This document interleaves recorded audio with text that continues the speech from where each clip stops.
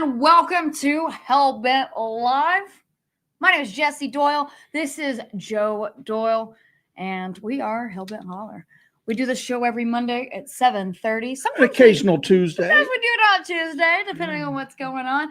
But this is our live discussion show where we take questions from you, the audience. We discuss what's going on in the world of Bigfoot, Dogman, all the creepy crawly cryptids that are out there, as well as paranormal happenings. And today we are going to focus on the state of South Carolina.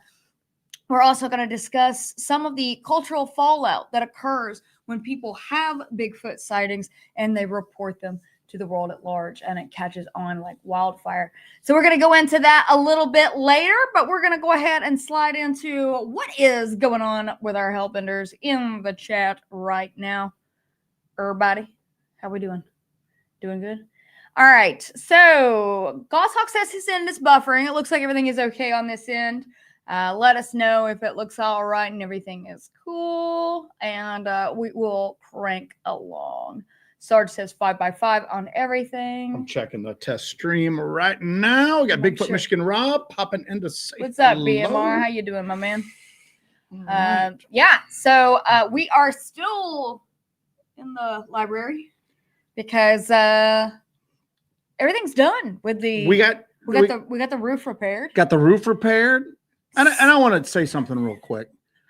We had a few people reach out to us and offer to pay for our roof repair. Yes. And while that's real nice of you guys, we are very appreciative. We turned down everybody. And if you want to support the project, if you want to support Hellbent Holler, the initiative and everything like that, but that's what memberships are for.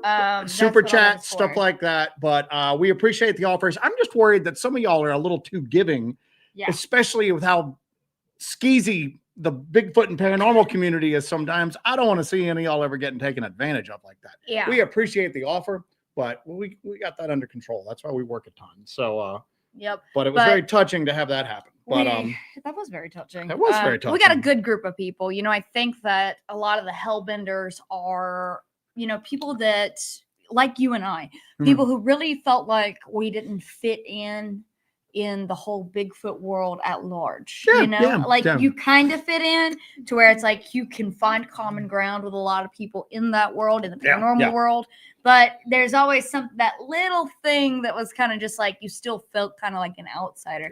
And I think that's kind of like what we have created is a space for people like us to kind of come together and you know, get it done.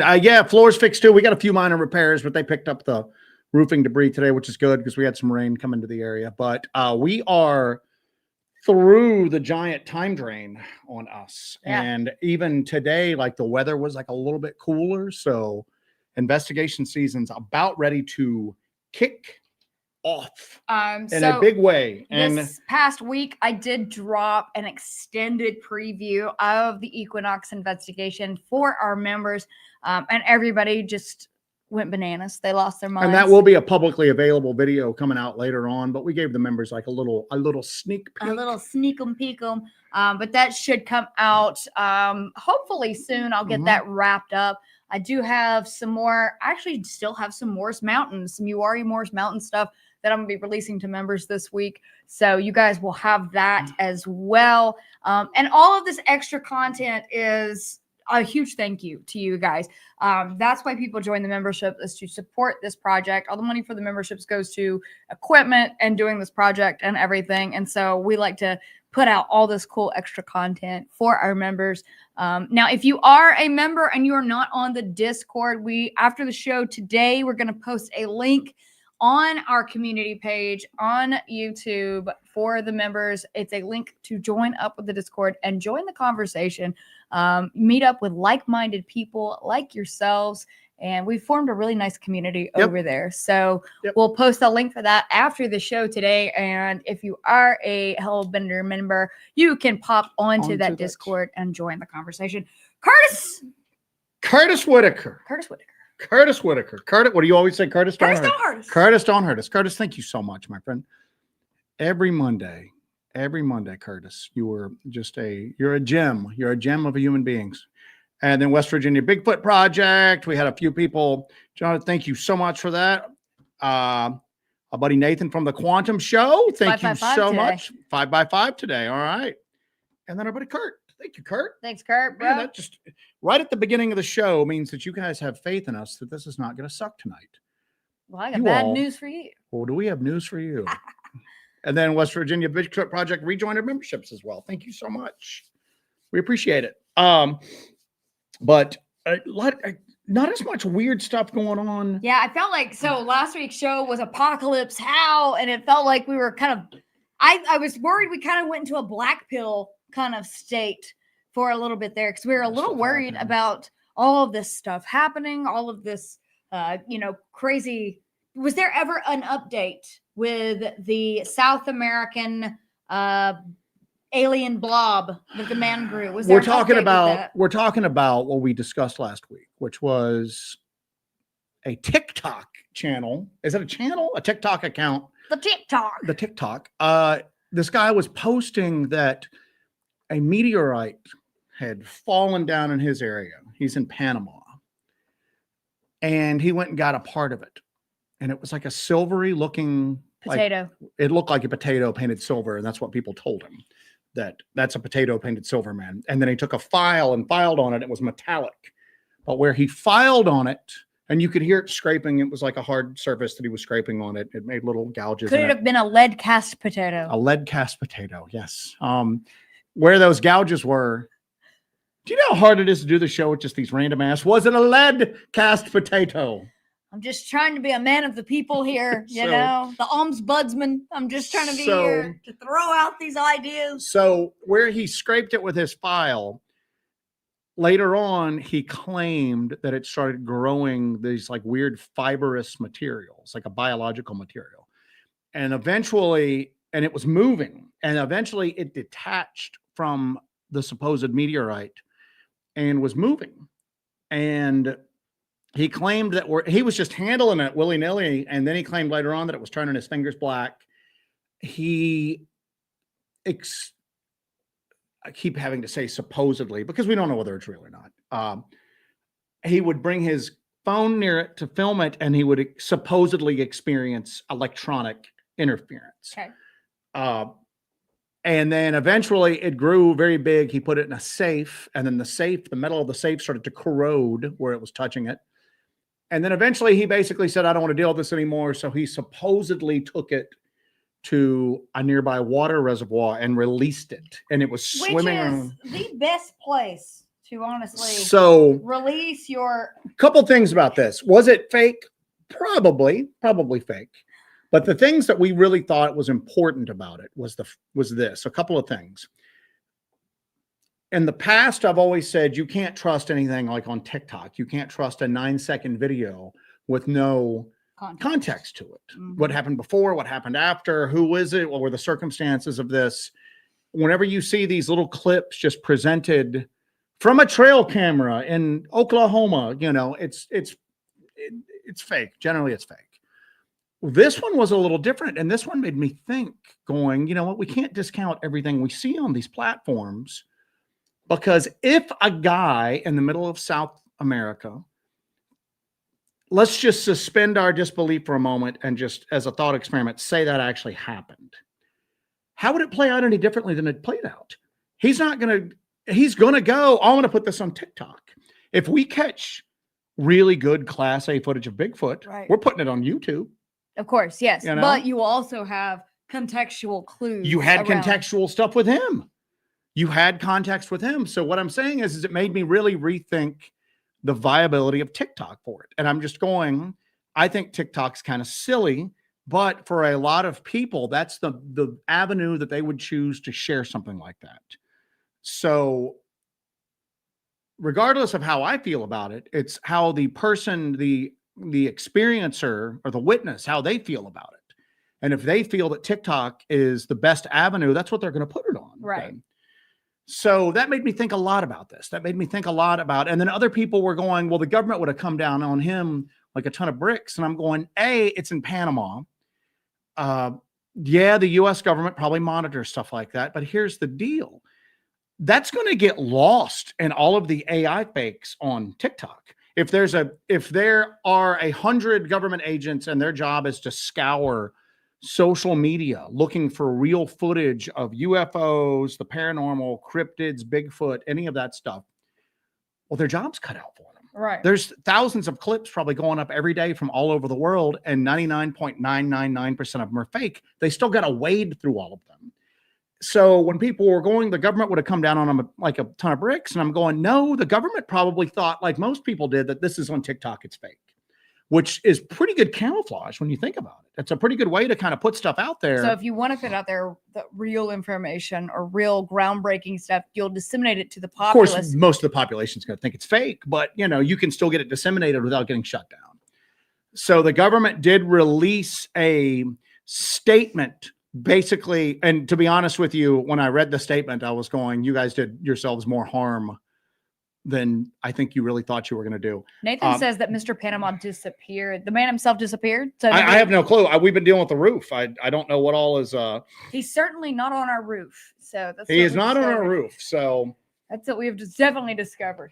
So,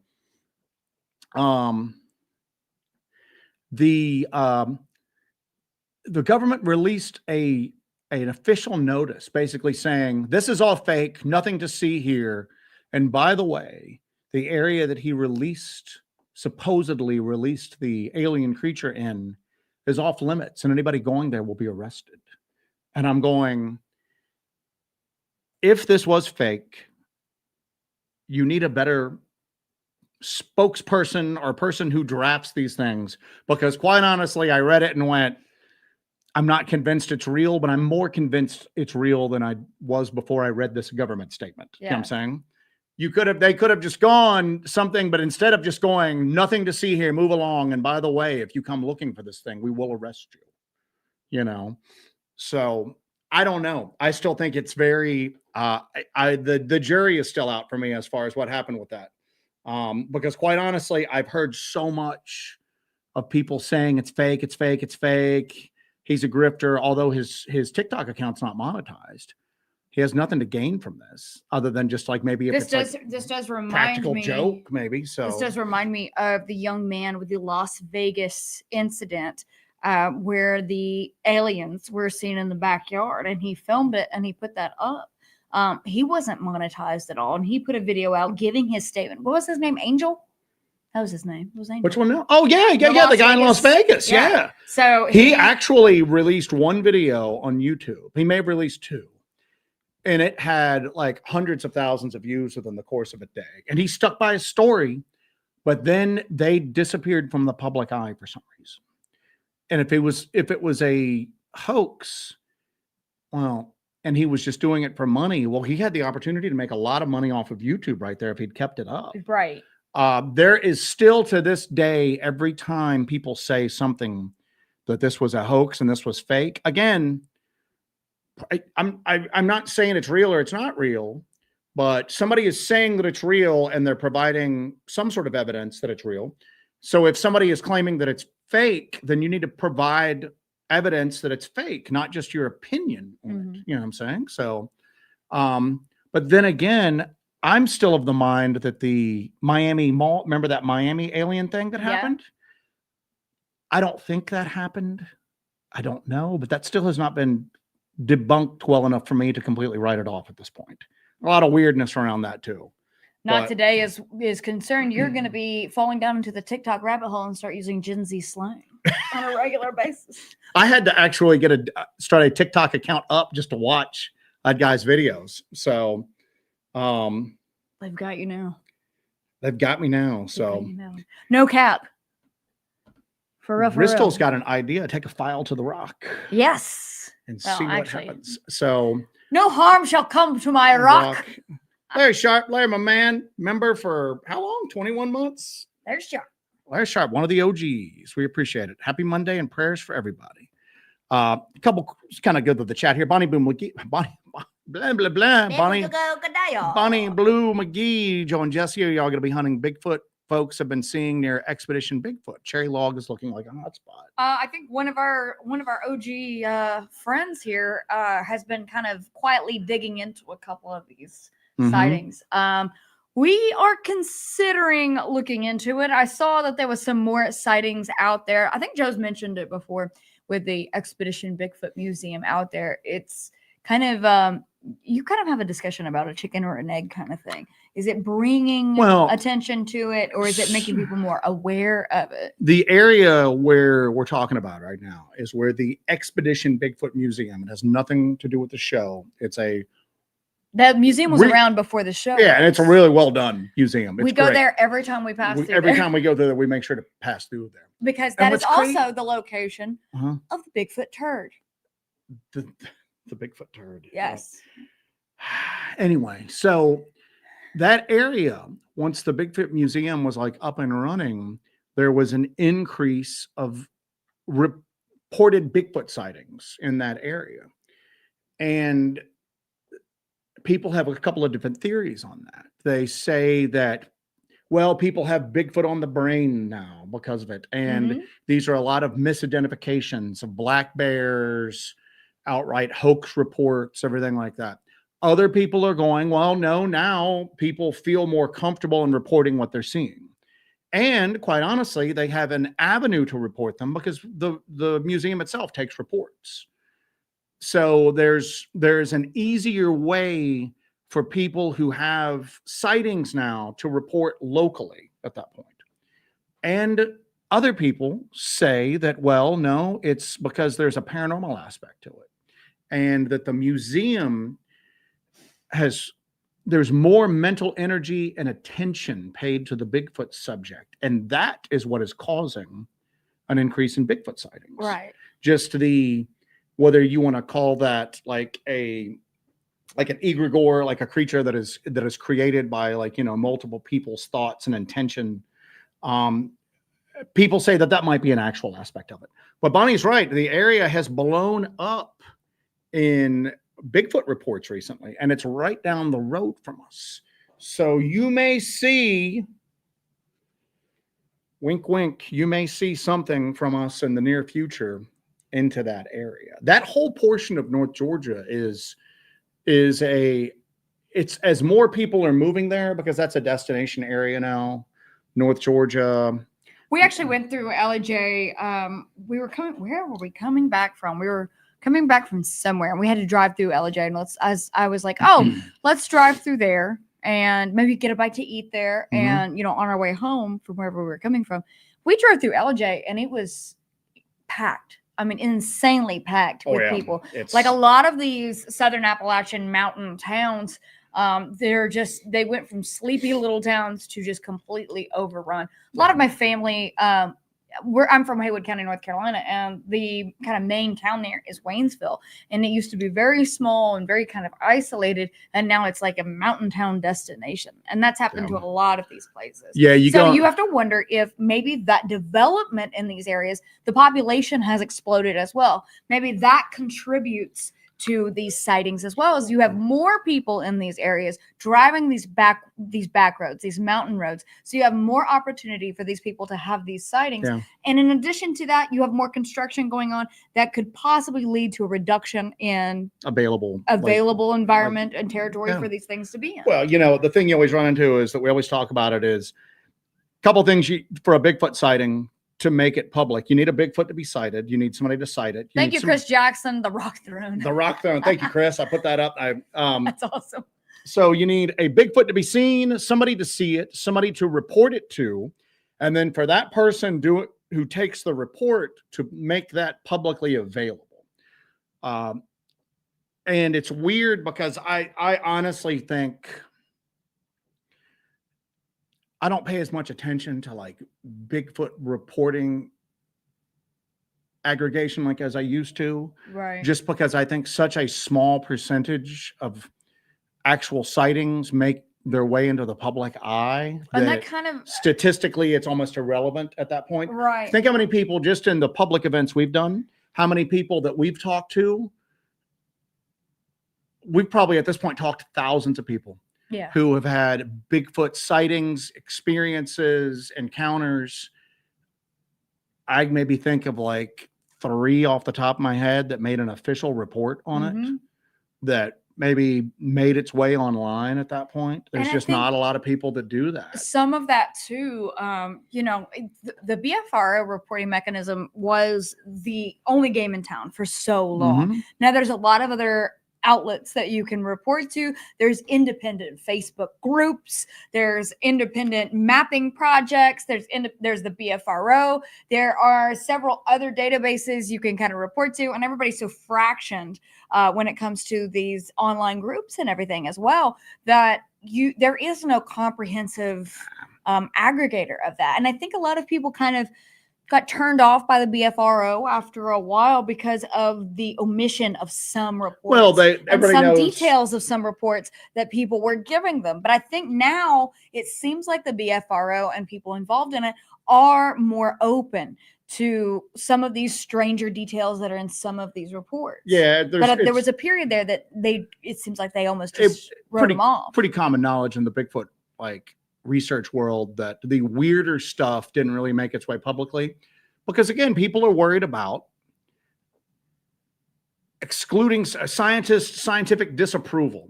Well, this is why the scientists don't take us seriously. No, they don't take us seriously because it's a crazy topic. Okay. And regular scientists don't take it seriously because it's not something that you can easily investigate. It's not repeatable. You can't go and just live with a troop of chimpanzees and observe their behavior and do everything like that and immerse yourself and really study their habits. And you can't do that with this phenomenon. So that's why scientists don't take it seriously. And it's a pretty wacky world of Bigfoot. It's pretty wacky. Do you know what I'm saying? Yeah. And it's also very steeped in aspects of what you would consider the paranormal often. But what's weird to me is that the Bigfoot world is still struggling with that. Meanwhile, the UFO community has basically moved beyond viewing the phenomenon as just craft in the sky. And they have started to talk about how it might tie in with consciousness, other dimensions, other realities, crypto-terrestrials. Maybe the things that are flying these ships around have been on Earth alongside us, but just been here longer than we have. They share the Earth with us, but we haven't ever really officially discovered them. They've started to really kind of veer away from, these are basically spaceships from Zeta Reticuli that are coming here for whatever reason. And they've really gotten wild with their theories. And what's crazy is as they've gotten more open in discussing some of the more esoteric aspects of the phenomenon, their credibility has increased.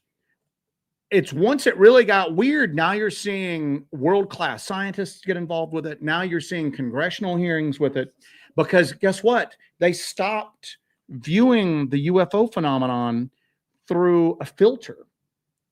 And they basically just embraced the phenomenon in its entirety. And when they did that, all of a sudden you didn't have people arguing over, well, it's this, well, it's this, well, it's this. Basically what they did is this. They went, we don't know what it is, but this is what people have observed. They got away from just trying to have one aspect of the community prove itself right to the detriment of another aspect of another part of the community. And that's when they really started to get credibility. So you would think that the Bigfoot community would kind of see that and would kind of go, there's always going to be crazy people attached to these topics. There's always going to be. There kind of has to be people who, here's the deal. You have to have a little tinge of crazy to even get involved in this in the first place. Super normal people have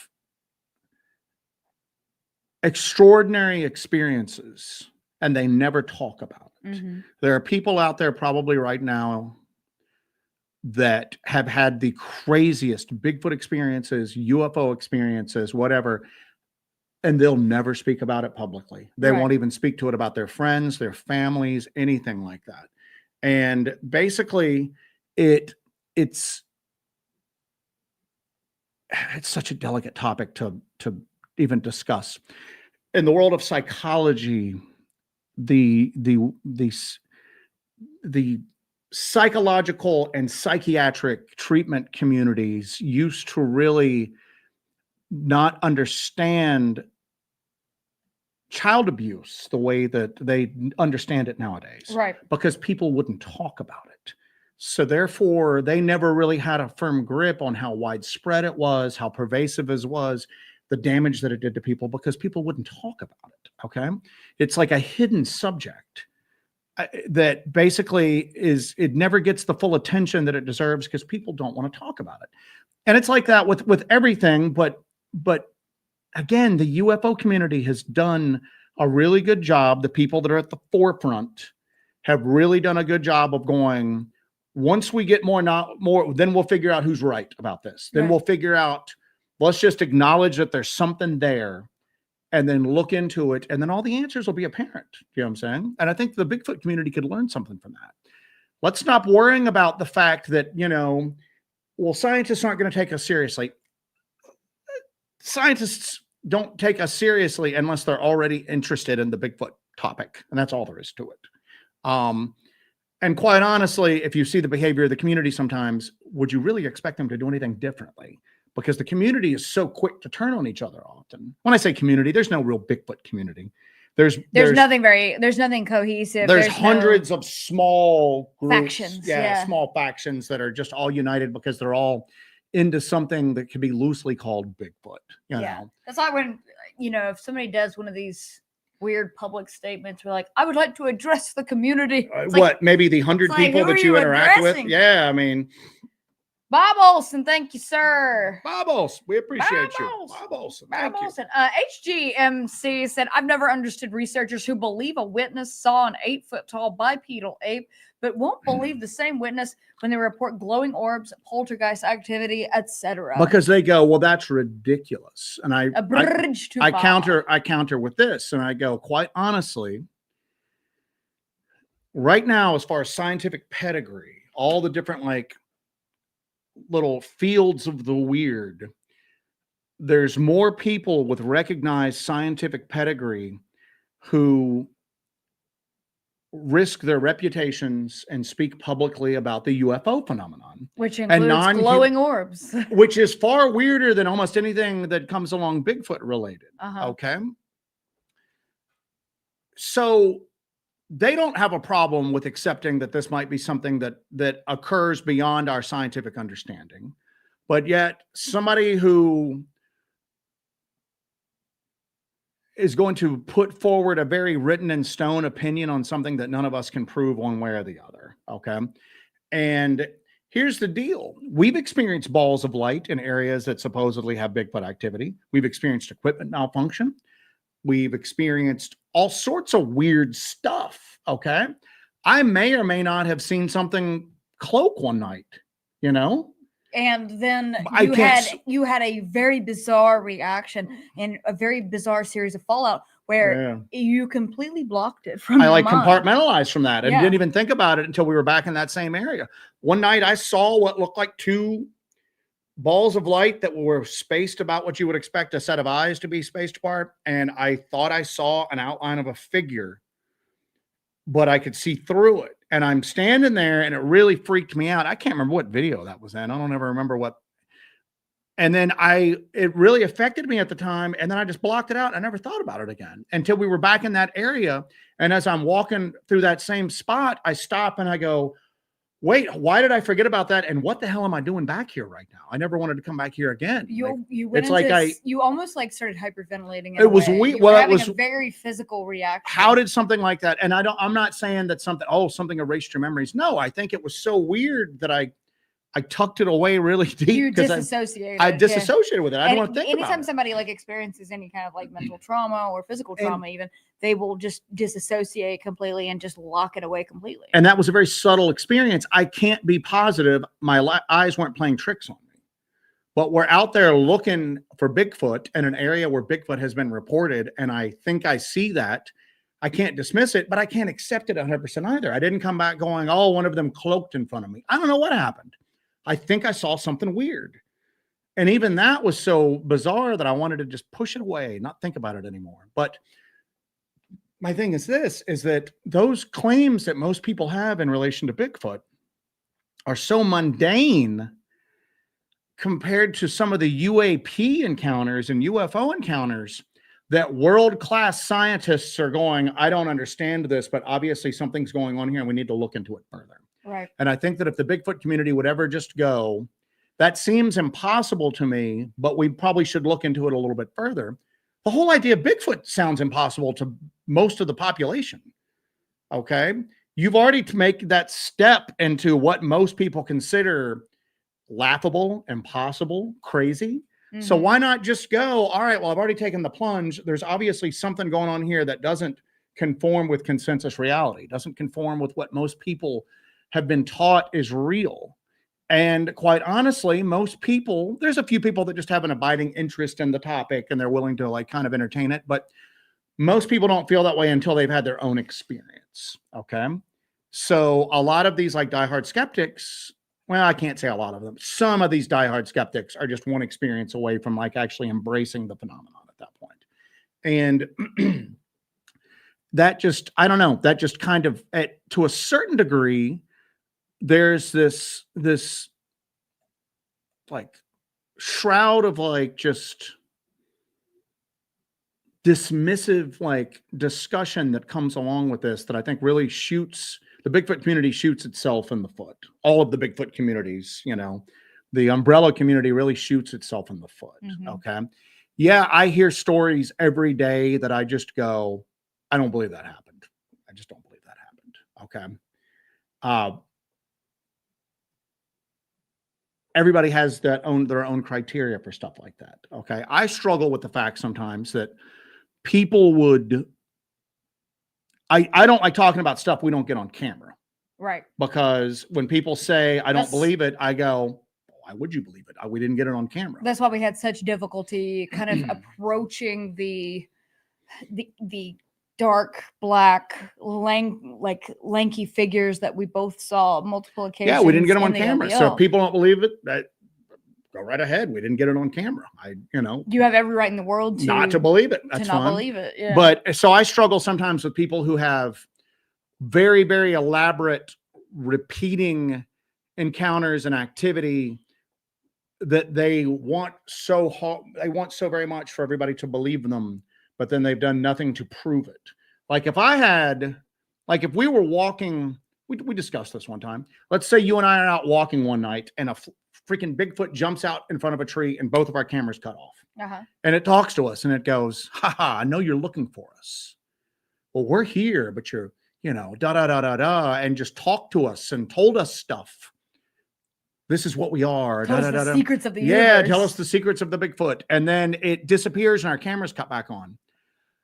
We would look at each other. We can't ever talk about this publicly. Ever. Yeah. We can't ever talk about this publicly. Because then we sound like crazy people. And when people don't have that self-awareness, that's when I struggle to kind of accept what people are telling me. You know what I'm saying? I don't do well with people who don't kind of stop and recognize the absurdity of what we're all experiencing with a lot of this stuff.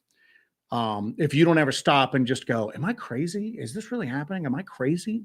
You'd have those moments of just like, because it's so earth shattering, no matter how prepared you are for stuff like that, it rocks the foundations of your existence when it happens at that point.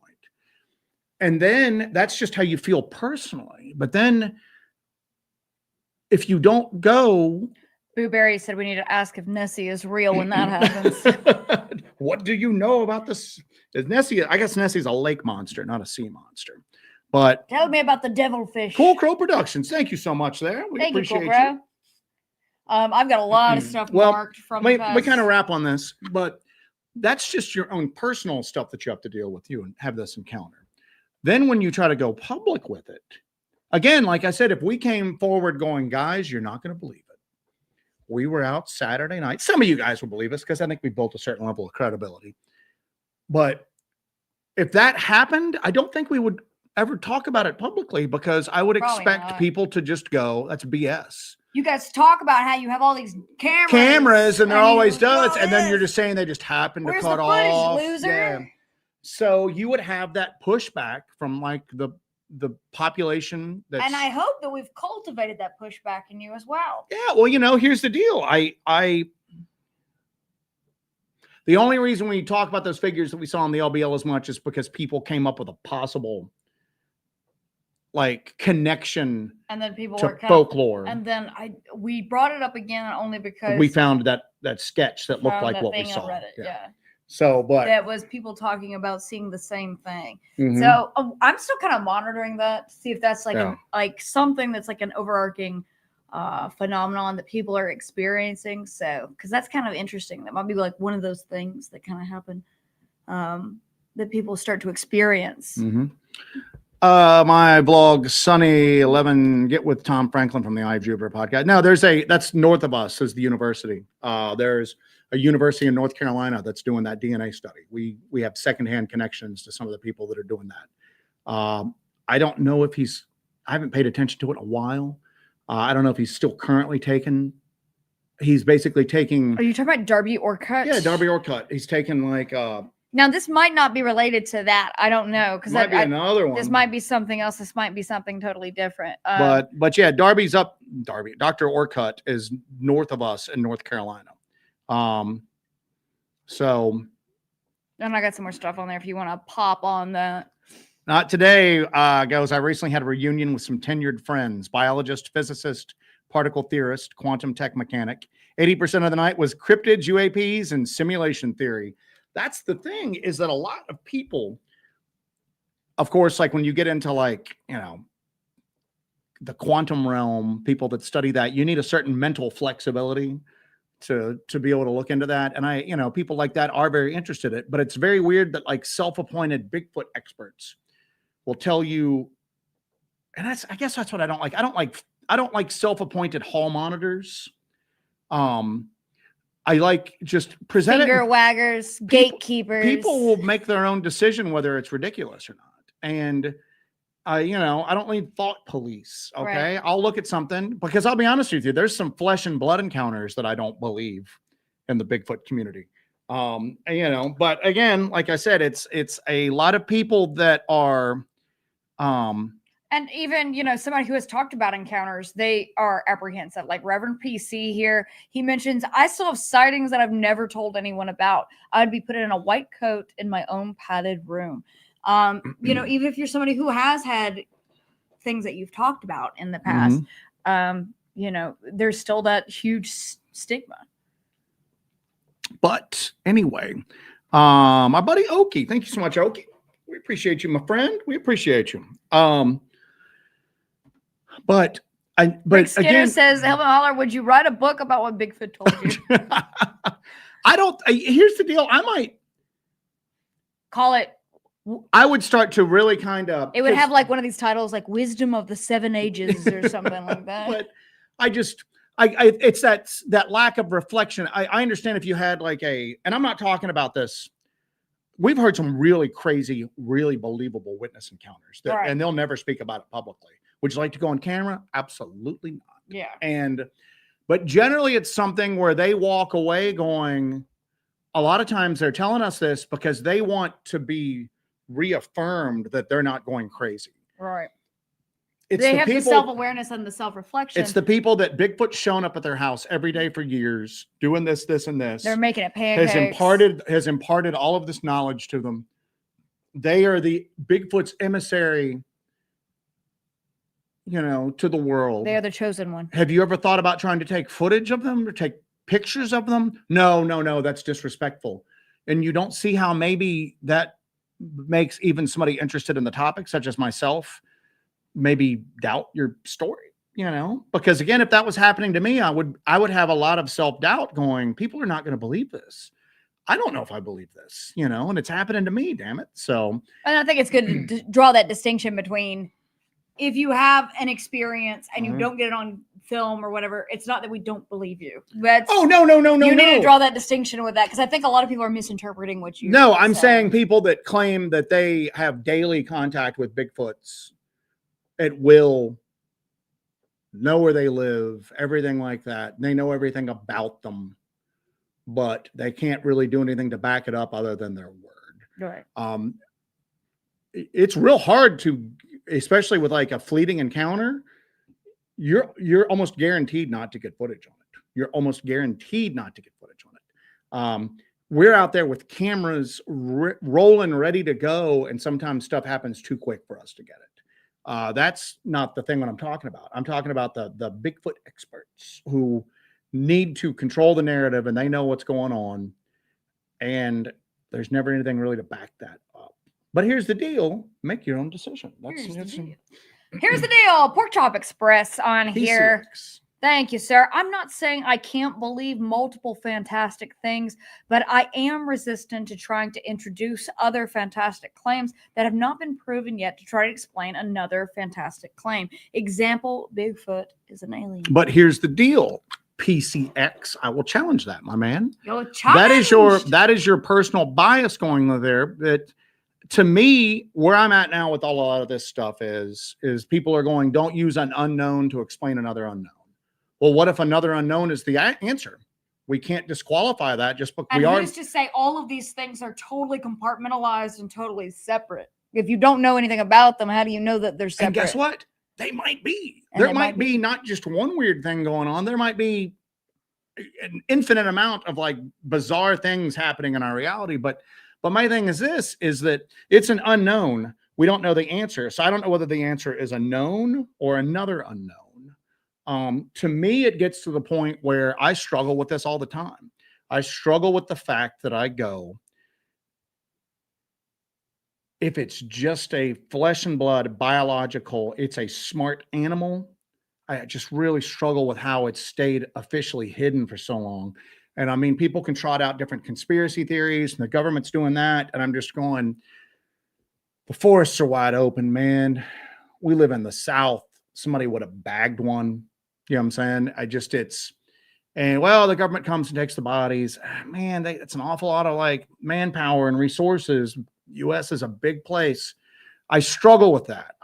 To me, at this point in my personal journey, the answer almost has to be something equally weird. There has to be something weird going on with this, not just an animal running around out there. There's something else.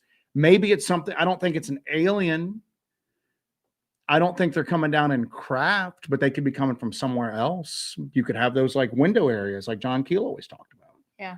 And maybe there's a thinning between realities and they just kind of pop in, pop back out. Maybe there's some sort of temporal displacement. Maybe you're seeing something from a long time ago or in the future that is just popping in and popping back out. Because when you talk to skeptical biological scientists, all of the arguments they have on why there's not a Bigfoot, they make sense. They're not really like ridiculous. You know what I'm saying? An animal that large would really have an impact on the environment. Yeah, the forest decomposes bodies very quickly, but not instantly, you know. But their arguments are meant to say that this doesn't exist, but maybe their arguments actually say that it's not what you think it is. Yeah. I do want to say that, and I think I speak for the rest of the peanut gallery here with me. We are all so proud of you and so interested in your what? No, I'm saying, what's that? Okay. So we're all insanely proud of you and interested to see your kind of story arc here and how you my story arc. Yeah, your story arc, because how you kind of developed in your theories and your beliefs and how you approach things over the years. I mean, we've not been doing that this long in the grand scheme of things. You and I have not been doing Hellbent Holler that long. But I've been involved in Bigfoot research for the majority of my adult life. Yes, you have been involved in it for a very long time, and you had the same held set of theories, ideas, and principles up until we started pursuing this in a very until I started manner. Going out there and doing this with you that I started experiencing the weird stuff. But I think everybody is so interested in how that has developed and changed because you were so set in your ways for so many years, and you were set in your theories, your beliefs, everything. And then you, to your credit, so much to your credit, as soon as you saw evidence to the contrary, you developed those theories, you evolved your thinking, and you started testing those theories. And that is all that we ask for from everybody. I don't think that we have enough. We don't really have any verifiable information beyond just like little trace evidence. But you can't deny this. We're going into areas where we're finding large footprints, where people are seeing Bigfoot, and we're having other weird stuff happen. That's all we can say. Okay. I can't say that the Bigfoot are doing it. I can't say that it's maybe those weird phenomena, the equipment issues. We might have frozen. All right, I think we're okay. Did it freeze? Same. All right, I'm unfrozen. You're getting too close, all Joseph. I can say is this. We're going into areas where Bigfoot's been seen. We are sometimes finding evidence that could possibly be tied into Bigfoot, and we're having other weird stuff happen. That's undeniable. Is the Bigfoot causing that? Damned if I know. I don't know. I can just tell you, we have not really come forward with any like crazy theories. We have not told people we figured it out. What if we I'm not 100% positive there is a Bigfoot, because I can't be until I saw something as a kid. We've had weird experiences, and I know people get ticked off when I say that, but we're not pushing a narrative at all other than just be kind of open to stuff. That's the only narrative we're pushing. Even if it sounds weird, give it a chance a little bit, you know. If it starts to smell fishy after a while, trust your gut, but at least be open to at least hearing it out and kind of looking at it. Right. You know, because it's hard for people to come forward with stuff. And I hope people understand the distinction that I'm making there.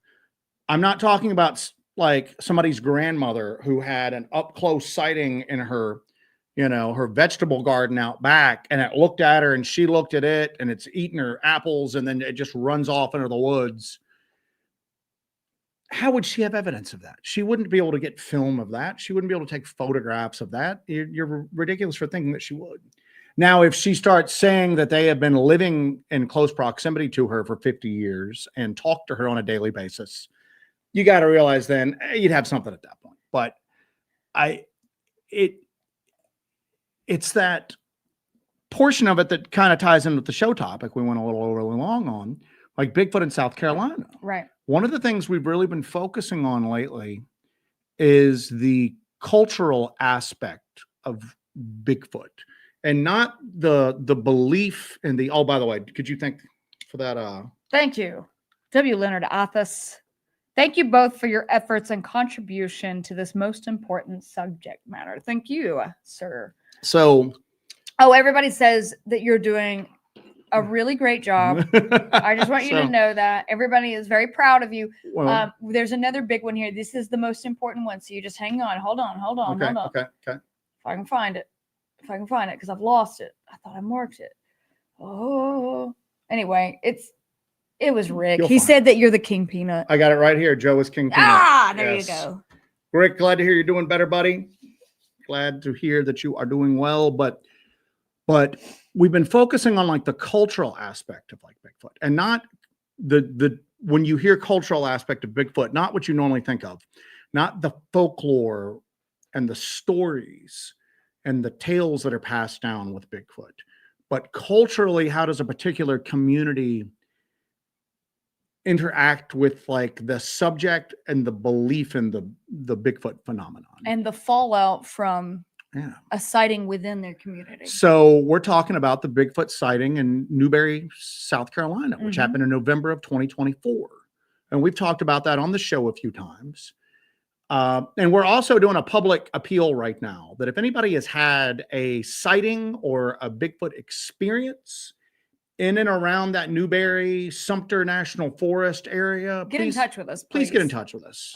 We want to do some more looking into that in a real thorough way, not this topical way.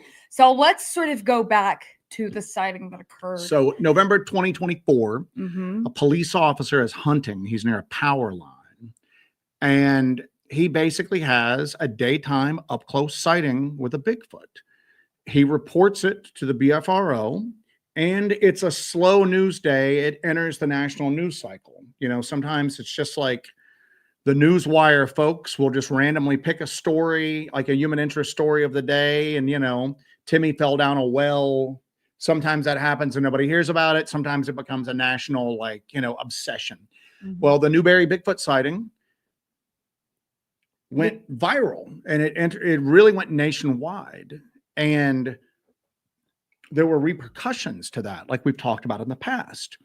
So when that occurred, you had influencers coming up on TikTok who were going down there. They were going to go down there to investigate it. I know that I personally received texts from people in my life outside of Bigfoot, like my coworkers and people like that, sent me texts about the sighting.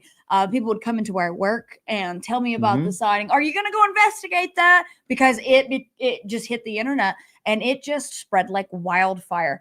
You had people on TikTok influencers going down there, people who had never set foot in the woods before ever in their lives, traveling down to Newberry. You had amateur researchers who had never left the area behind their computer screen going down there to investigate. And it was almost like a Bigfoot gold rush because that was a recent sighting from a credible witness. And if you put up a TikTok video on it, it would catch because it was already in the zeitgeist. It was already viral. Talked about quite a bit. Right. So these weren't even like Bigfoot people for the most part. These are social media influencers, people that just do TikTok videos going, hey, y'all, and just going into the whatever, just minutia of their day-to-day existence that they want to share with the world. So the area got overran and hunting season got wrecked.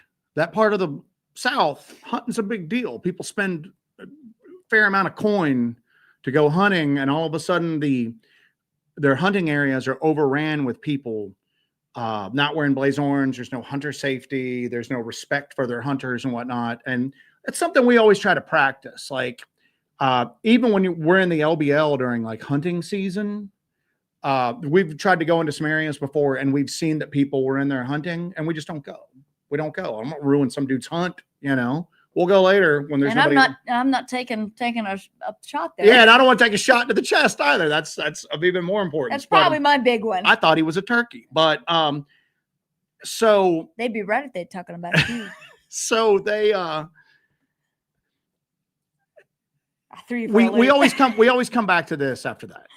After it went viral and after that area got descended upon. Now there weren't 100,000 people there busting through the woods, but this is a small rural part of South Carolina. Yeah, it wasn't like Bigfoot hands across America. A few thousand wrecked, and I don't have an idea of how many numbers. Yeah. I just know there were lots of people down there doing it, and a lot of the residents of that area were resentful.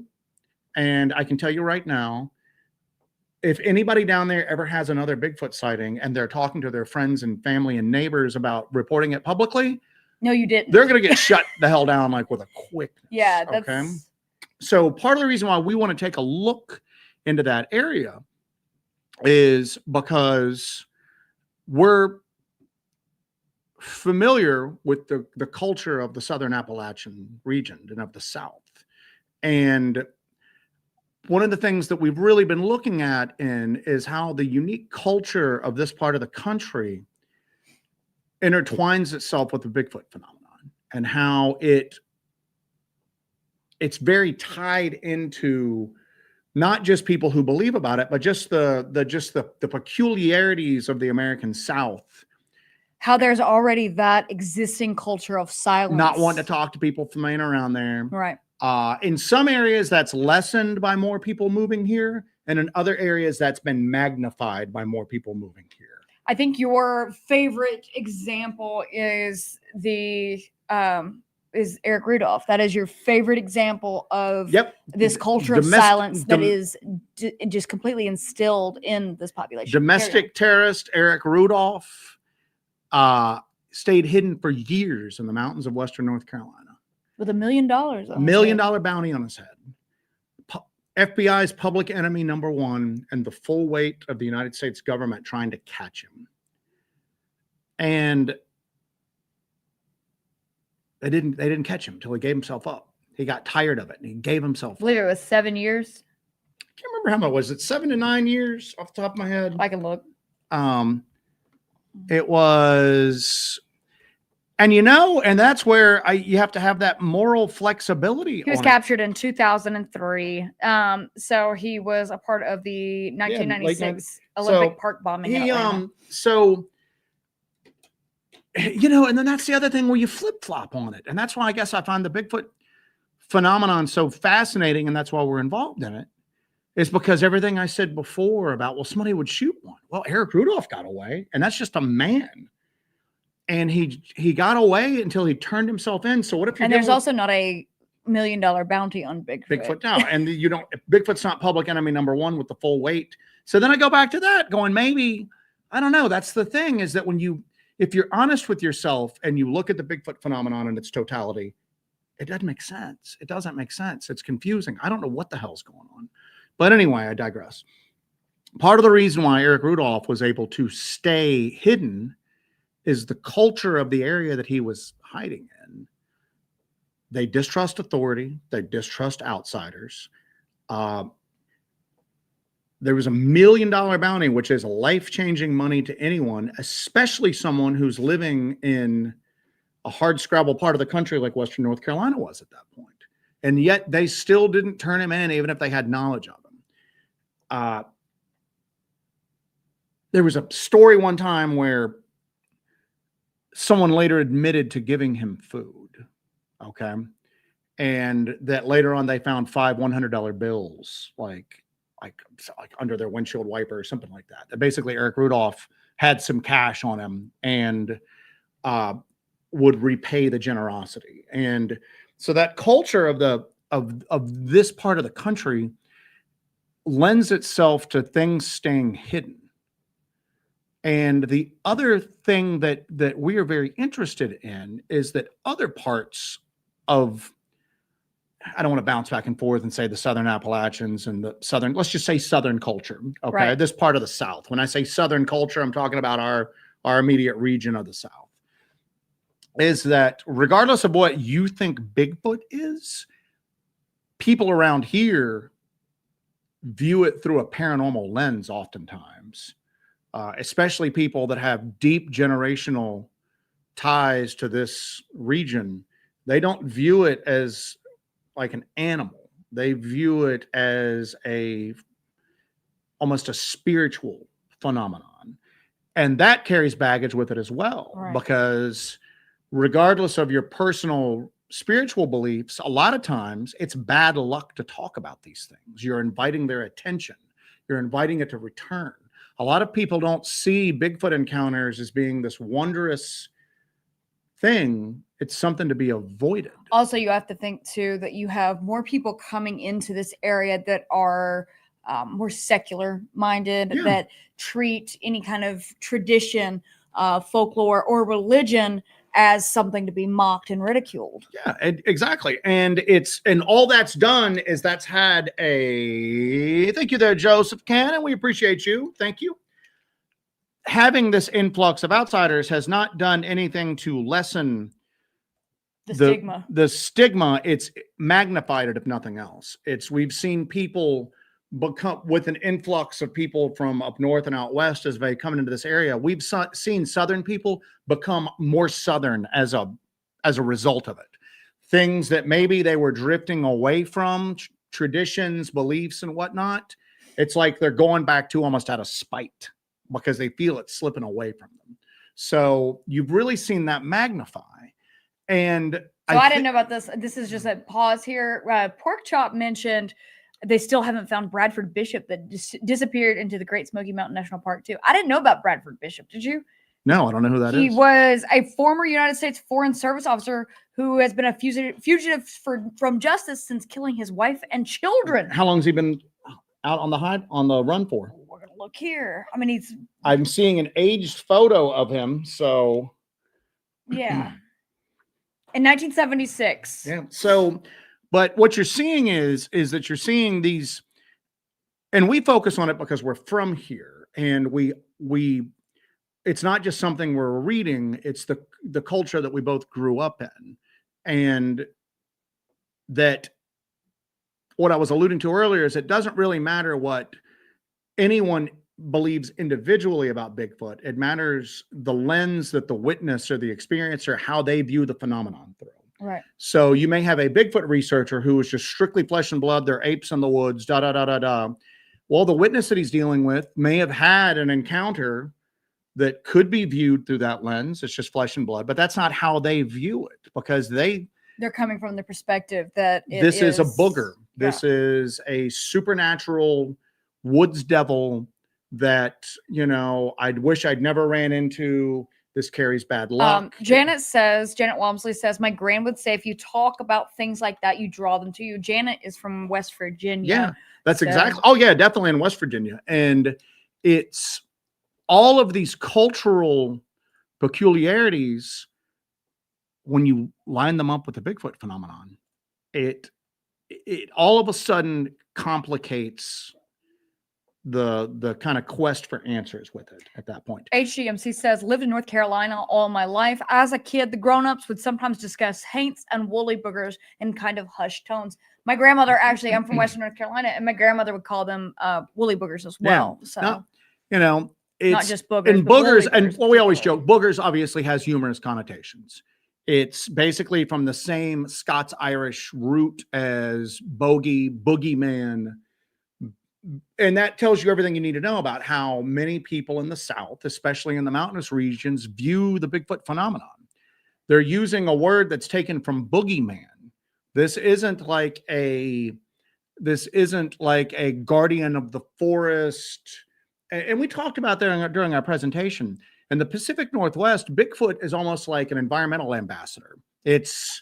We've got to protect the forests for it. You know, we need to give them a thriving habitat. We need to do this. These creatures must be protected. And in the American South, it's don't go out after dark. The woolly boogers might get you. And you can even see kind of a difference if you see people who attend events in the Pacific Northwest. It seems like it's a lot of, you know, upper middle to lower upper class people that are kind of doing it as a fun little lark. And in the South, it's people who are very intense about what they do. And we're case in point. Oh, yeah. That are very intense about what we do. And it's more of an extreme kind of view on the whole thing. Well, that's why we want to look into, I know we gave it a little bit of time. We didn't want to go down there and infringe when our people are already being infringed upon. We also know how to take no for an answer. Right. When we're talking to people, and if they just go, I don't want to talk about it publicly, we don't push. I'm not trying to twist anybody's arm to do that. I do tell people when we're talking to them about their experiences or their sightings, we go, listen, the whole goal of Hellbent Holler is to show other people out there like you that they're not crazy, that experience these things, and to show that there's some real meat on the bone with this phenomenon. It's not just campfire stories. So obviously we want people to be willing to speak. But here's the deal. We'll also protect their anonymity. We won't share the exact location. Case in point, our URI's doc. You didn't see that guy's face. You don't know exactly where that encounter happened at. And you never will, because he doesn't want us to share that. Because he asked us not to, and we respect our witnesses. Yeah. So, and I know a lot of people in the Bigfoot research community will respect anonymity when it's asked for, and they will respect stuff like that. It's most people that are involved in this stuff are respectful. But I don't think sometimes that respect lends itself to respecting the witness's views. And if the witness thinks that Bigfoot is something completely different than what we do at that given moment, that we don't try to thrust our particular theory on them. Or our personal beliefs on them at all. And you know what? You have to meet people where they are. You can't expect to. And this happens a lot, and Joe and I are both from the South. This happens a lot, that you'll have people who think that they should come and save us, that they should come and save the poor, dumb Southerner who, needs to be told what is real. They think it's some sort of magical creature. I don't know what it is, you know what I'm saying? But if you go on some of these accounts and what we've personally experienced, it ain't normal. You have to absolutely respect what people are telling you they experienced and where they're coming from, what their background is, and just meet them as a person and respect them as a person. If we were out looking for a gorilla that escaped from a zoo, we wouldn't experience any of the weirdness that we've experienced. Correct. And that's what I always go back to. So where's this weird stuff coming from? How is this happening? I know it's happening now. I can't deny it, but where's it coming from? Is it coming from the supposed Bigfoots? Is there something else out there? I always thought that if things like that were going on in a particular area, equipment malfunctions, battery drain, camera malfunctions, and everything like that, and it was caused by something else. Right. Phenomenon X. Let's just call it Phenomenon X. I like that. Completely separate from Bigfoot. Yeah. Phenomenon X is in this area and it causes batteries to drain, cameras to malfunction, all of this weird stuff to happen. If I was a Bigfoot and I was trying to stay hidden and I was intelligent enough to recognize the situation, that's where I'd hide at. I'm going to chill in Phenomenon X territory. Hang out where Phenomenon X is, because these people are trying to catch me and prove I'm there, and that's bad for me and it's bad for my species. So therefore, I'm going to hang out where the deck is stacked in my favor, not theirs. Ken Lucas, I can't help but think, if Bigfoot is out there, what do they think of us? They pity us. Damn these guys. Get out of the woods, y'all. But especially when I step in poop, they pity me so much. They pity. Joseph Gannon, another one. I was always told, don't talk about those things. Born and raised here in the South. Exactly. And you know what? That is what minimizes, when you look at maps, like Bigfoot reporting maps, Florida's really active, Georgia's really active, North Carolina's really active. It seems like there's just a skip over on South Carolina, although that now is filling in a lot more than it used to be. There was a long going trope, I guess it was, that this was probably, I want to say like 8 or 9 years ago, that you could look at one of these Bigfoot sightings maps and South Carolina had like nothing. And now there's more and more stuff. When you look at like aerial, like space video, the lights and everything like that, North Korea is just black and everything else is lit around it. Where were the North Korea of Bigfoot sightings? South Carolina is the North Korea of Bigfoot sightings. There you go. But that's not it. It's that what's happened is you get fooled.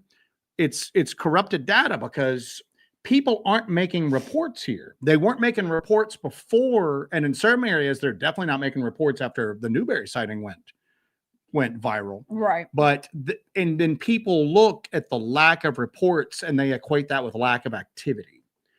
This area is insanely active. It's insanely active. But there's not an insane amount of reports that come out of there. You can't tie the two of those together. We've done a series over the past few years on the Dark Corner, and the Dark Corner is a notorious area in the upstate of South Carolina that was known as a place of outlaws, moonshiners, and just all around bad. And you'd go missing if you went up in there.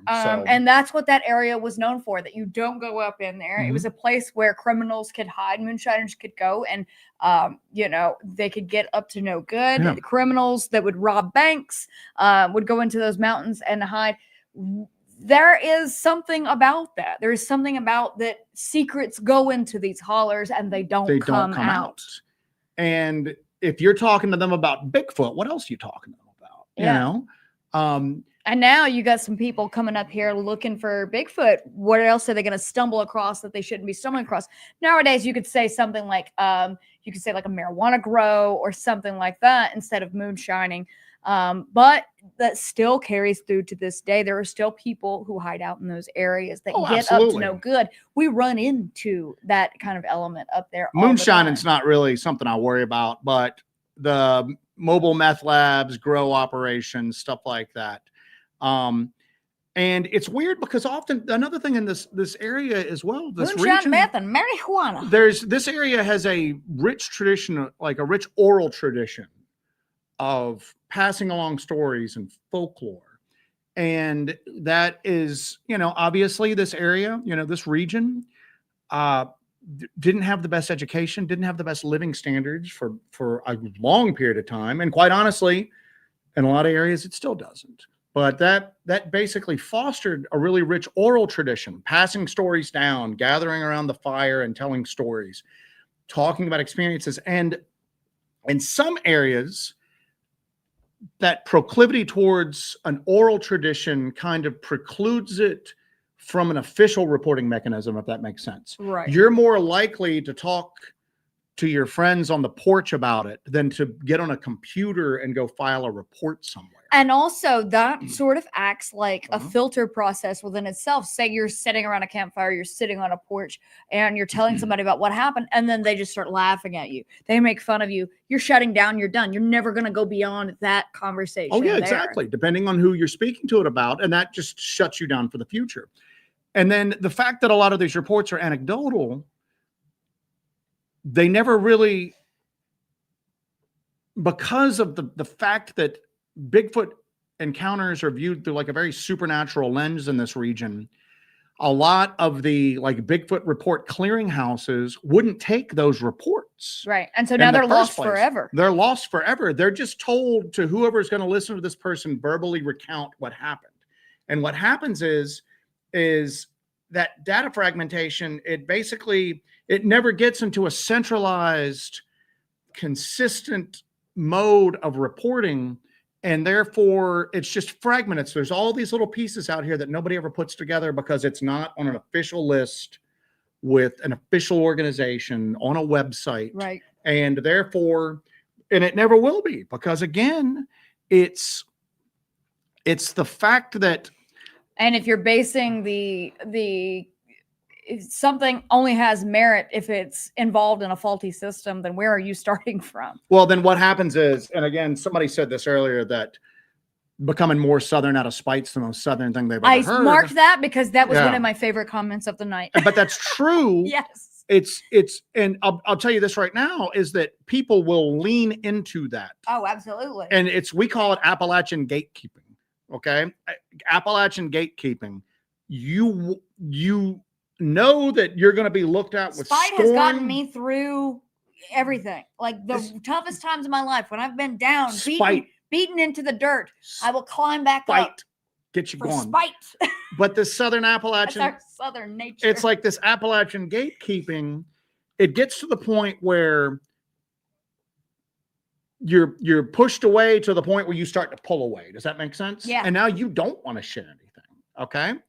And it doesn't even happen to you personally.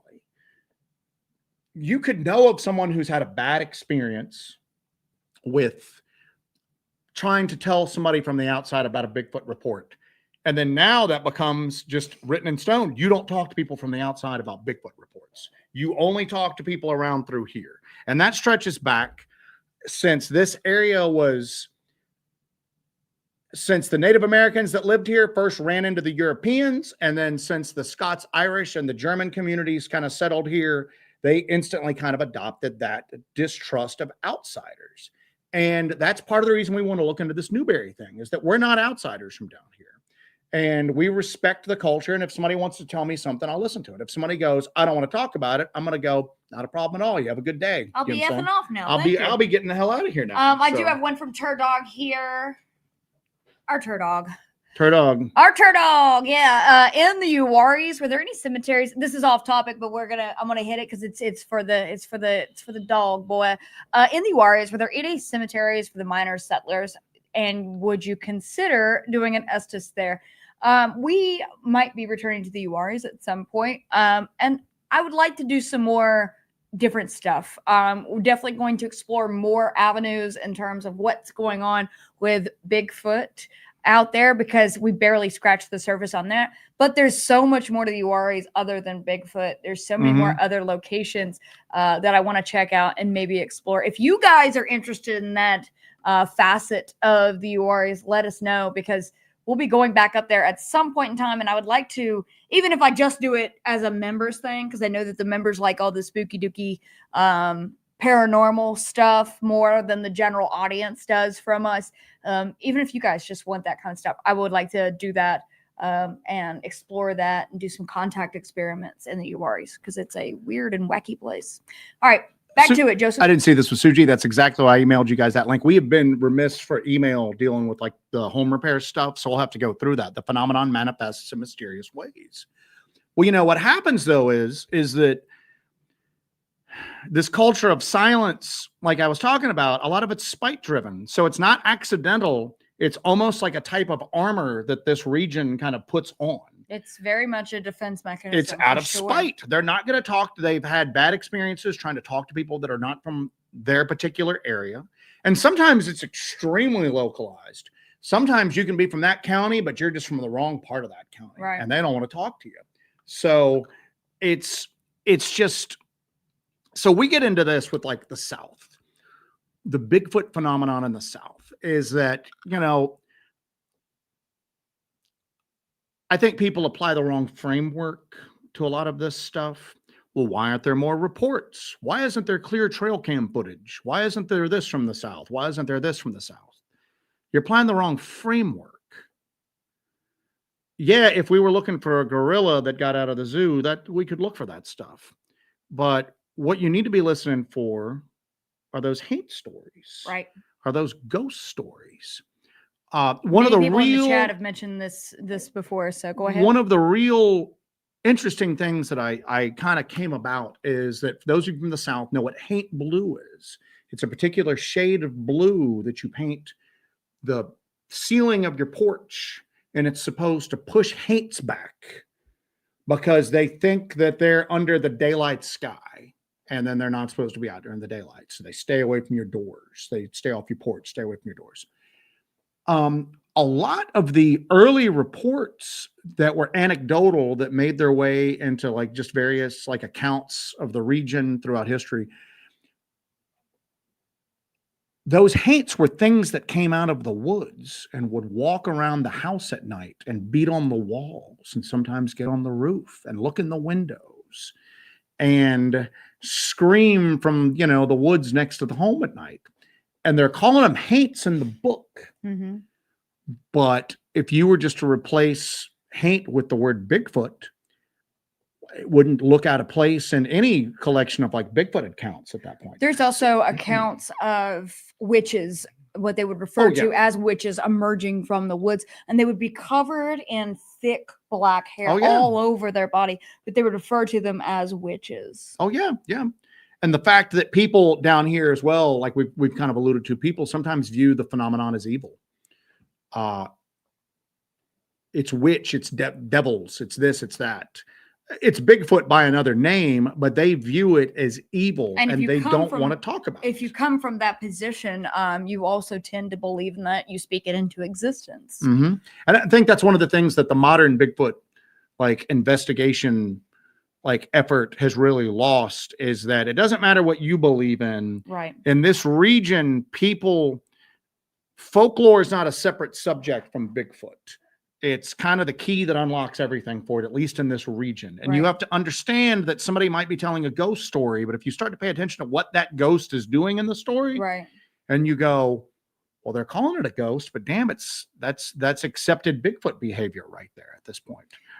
That's also, you know, I think a lot of researchers run into trouble because they're coming from areas that are in, you know, New York, Pennsylvania, and they show up and claim themselves as son of the South all of a sudden. So then they completely reject the local culture, the mores, the everything about it, and they have no respect for the people who are here. Yeah, well, you know, and that's the thing, is that a lot of people, even, and again, in the South we're talking about, even if they get ready to talk about what happened to them, a lot of times there's nobody listening because people shut down the moment they go, anything beyond, I saw a Bigfoot eating an apple, it walked away, it left its prints in the muds, it disappeared into the tree line. If there's any tinge of the weird, a lot of times there's nobody listening to what they've got to say at that point. A lot of the people that are more involved with the woo aspects are not as quick to collect and kind of like document stories. That is something that you have to contend with. That usually it's the more flesh and blood North American wood ape type people that are the ones that are really collecting and, storing those stories. But the thing is that, like I said, if you try to come forward and talk about it, it's a difficult thing to do. Yeah. And if nobody's listening, well, you're not going to make another effort to talk about it at that point. Lady Wolf says, yes, us Northerners are useless. You get a pass. Not all. And we're not doing blanket statements. We're not. We're trying to give you kind of a sort of a perspective of what's happening. And we always talk about our city. We need more Northerners down here. You know what I'm saying? So we need more. We're taking applications. We're taking applications. We need more. Somebody had said, wow, I feel like a carpetbagger now. And I'm going, bring some of your friends. Yeah. Carpetbag our little town. Carpetbag our neighborhood. Carpetbag our neighborhood, if you don't mind. So, but I'm just talking about it. Before we have to carpet bomb the neighborhood. And some of the more carpetbag it before we carpet bomb it. In some of these more rural areas, for mayor at this point. And here's the deal: in some of these more rural areas, people won't even talk to me. I've lived in the South my whole life. They'll talk to Jesse because they don't talk to you because you're a city boy. I'm a city boy. But Jesse's got that Ellie Mae accent. They'll talk to her at that point, And I'm not saying that. I'm not glorifying that culture of silence down here. I'm not saying it's good or it's bad. It just exists. It just exists. Although, you know what, we could probably drag Lady Wolf into some of these like small town, like, she'd end up running the damn place. You know what I'm saying? that's They the want me thing. to run for mayor now. You know what I'm saying? So Oh, that's funny. And that's the thing That's true, that's the thing. It is true. It is true. Lady Wolf, they're having a parade in your honor next week. What the hell? We left you alone for 10 minutes. But that's the weird thing about like definitely this part of the country is that Bigfoot, ghosts, witch, supernatural devils, it all all those narratives combine into like one, like just living like mythos. And a lot of times you're talking to people and it's kind of hard to unpack exactly what they've encountered. They've just encountered something out of the ordinary. And they're telling you that they encountered a devil, but you're listening to it and you're going, again, don't get caught up on that terminology that people are using. Look at the situation and the events that they're recounting to you, and don't get caught up on the title. I feel like the word of the decade for Hellbent Holler is context. Context, yes. Context. Follow your context clues. Everybody. Well, I mean, it's you definitely have to know the coded language that people use here, and you have to go a lot of times. We've heard ghost stories that I just go, "Are you sure it's a ghost?" I've also heard Bigfoot stories that I go, "You sure that's a Bigfoot?" Because again, if you were indoors and that happened, you'd be calling an exorcist. You know what I'm saying? You wouldn't be wanting somebody to come out with like plaster to look for footprints. And I think that's one of the things that always like fascinates me about this is that, are we dealing with separate phenomena? Is there like a bunch of weird stuff going on here? Or is there one phenomena that we're seeing very different aspects of that we can't see how they would possibly be connected or intertwined, but they are? I don't know. You know what I'm saying? So I don't know.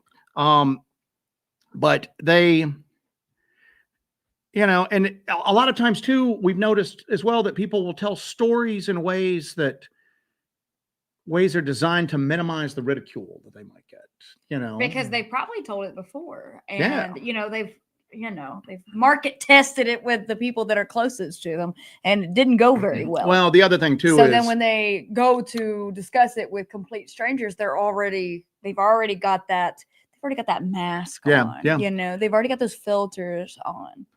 Well, and it's weird because even though some of the stranger aspects are like always at the forefront of some of these Bigfoot reports down through here,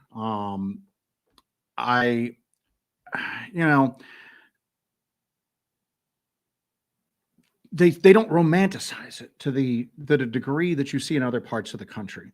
You don't really hear about the Forest Brothers or the wise old forest being or the protector of nature down here. They don't really glamorize it like that. It's not our hairy brothers or anything like that. They think it's dangerous or it's a curse or, and that's why you have to really looking into this part of the country. You have to use folklore as kind of a map.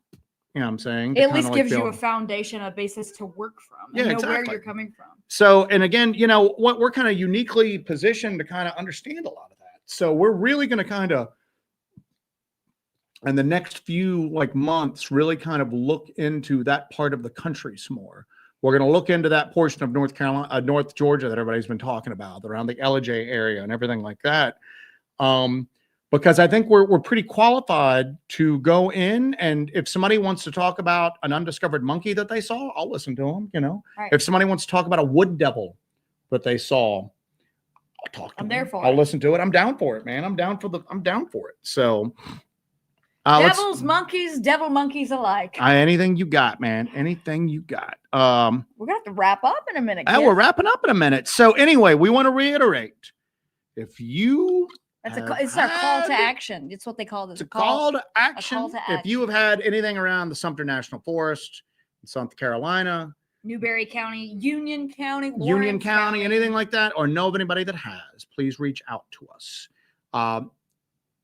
And it's a bonus is if you're willing to talk about it.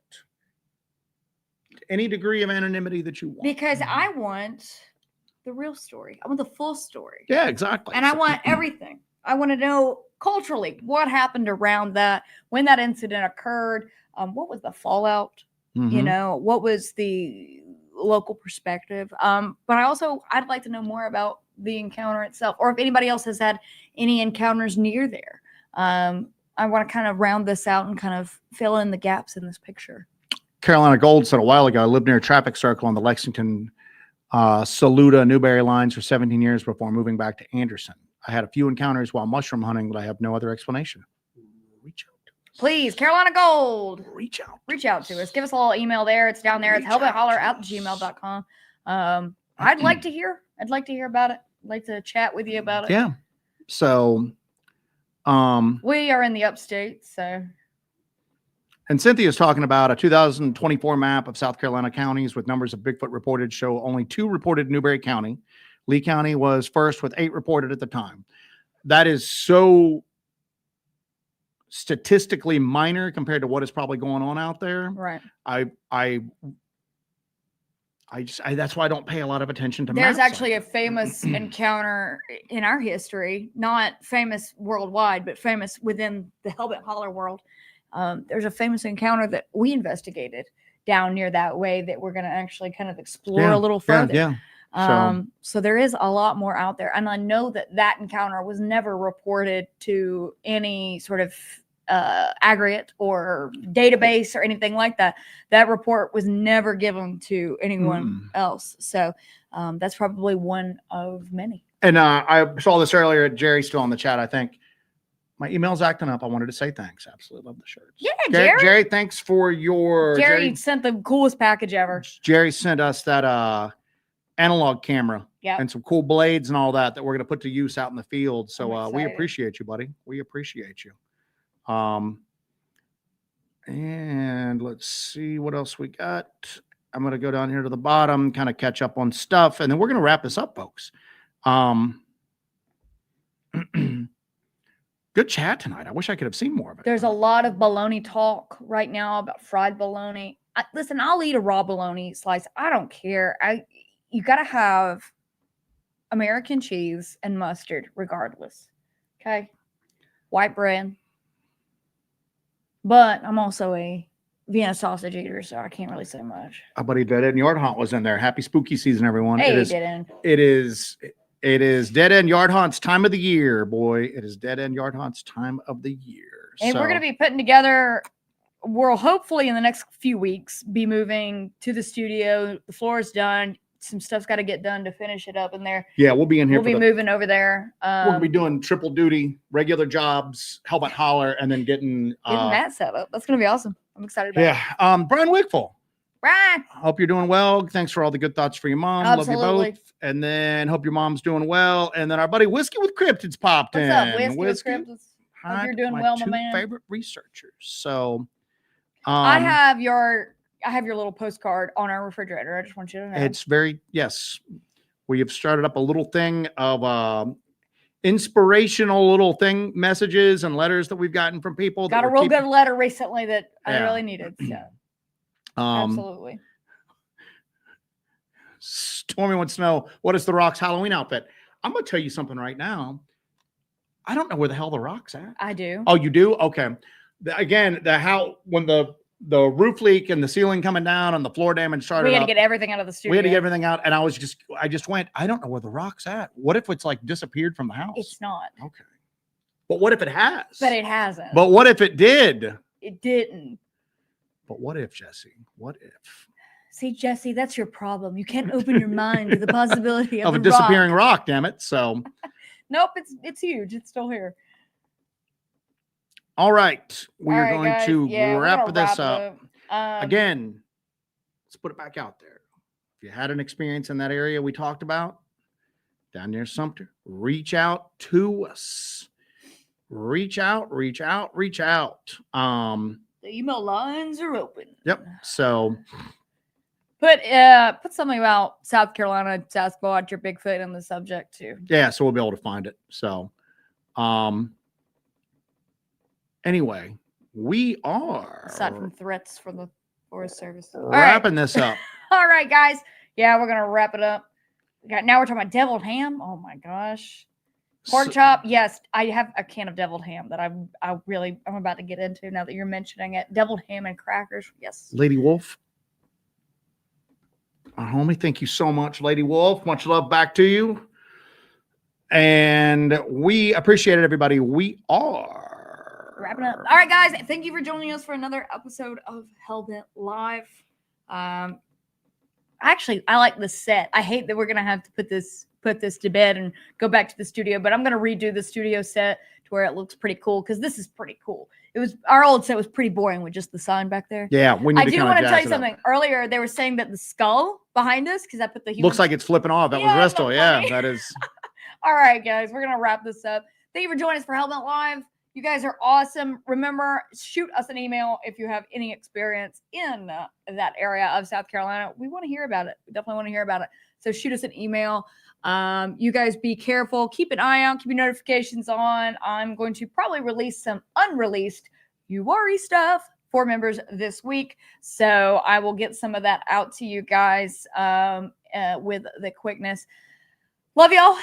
Hope y'all have a great week. Be careful out there. Joe, you got anything else? You done? I got nothing. All right, guys. Take care of yourselves and take care of each other. It's time for dinner. Ring-a-ding, ding-a-ding. Good night.